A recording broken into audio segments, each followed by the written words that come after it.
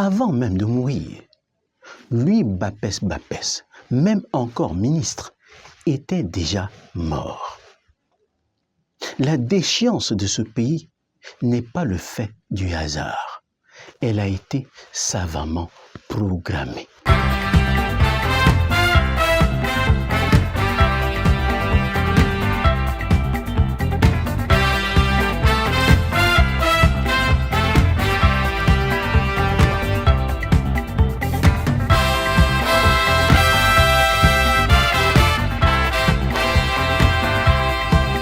« 8 février 2016, Louis Bapès Bapès, ancien ministre des enseignements secondaires du Cameroun, décède de suite de longues maladies, après avoir été limogé le 2 octobre 2015. 24 avril 2014, une année plus tôt, dans ses colonnes, Jeune Afrique livrait à peu près ce reportage. Les images sont désormais gravées dans les rétines, celles d'un homme malingre, au regard buriné et aux cheveux grisonnants, remplissant les formalités de levée d'écrou de la prison de Kondengi. Louis Bapès Bapès, le ministre des enseignements secondaires, vient de passer la nuit du 31 mars au 1er avril dans une cellule avant d'être libéré sous haute directive. Suprême humiliation, des caméras de télévision immortalisant l'événement devant servir à l'ouverture des journaux du soir. Fait inédit. Le ministre a été placé en détention sans avoir été démis de ses fonctions. 1er avril, sitôt libéré, il se rend à son bureau, comme si de rien n'était. 6 avril, Bapès Bapès fait même un discours sur les bienfaits du sport devant plus d'1 millier d'élèves venus de tout le pays prendre part aux Jeux nationaux scolaires. On s'attend à ce qu'il hurle à l'abus de pouvoir, dénonce une justice arbitraire. Il n'en est rien.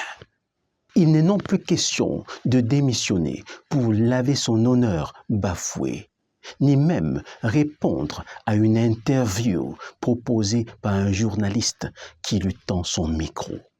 Fin du reportage. Comment penses-tu? Comment penses-tu de la façon dont tu penses? Qu'est-ce qui t'a amené à penser ce que tu penses en ce moment précis? Qu'est-ce qui explique l'attitude que tu as maintenant? Après ce reportage, que vois-tu? Moi, je vois le ministère des enseignements secondaires et je vois la prison centrale de Kondengi. Je vois monsieur le ministre devant les gardes prisonniers et je le revois devant le personnel du ministère des enseignements secondaires. Je revois par la suite monsieur le ministre s'adressant à ses enfants innocents, tel un modèle, un exemple à suivre. Que voient les enfants? Voit-il monsieur le ministre ou alors monsieur le prisonnier? Quel regard, quelle distinction ces enfants pourront-ils désormais faire entre un ministre et un prisonnier? Qui est responsable de toute cette situation? Peut-on me dire que tout se soit passé à l'insu de celui qui a nommé monsieur le ministre? Pourquoi ne l'avoir pas limogé avant de le faire arrêter? Toute cette mise en scène a pour objectif principal la mise en exergue d'une expertise. L'expertise en humiliation. Donner un aperçu d'une leçon de destruction des âmes.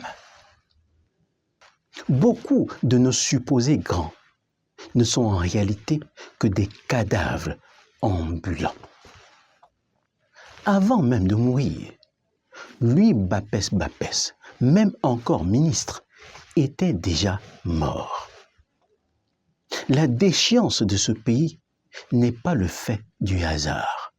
Elle a été savamment programmée. Allons-nous laisser le Camer tomber? Vas-tu, pour une raison ou une autre, laisser le continent s'assombrir? Fais-le-moi savoir dans un commentaire. Je vous invite à visiter notre site internet réussiraupays.org. Vous y trouverez non seulement nos domaines de compétences, mais aussi des offres alléchantes. À bientôt.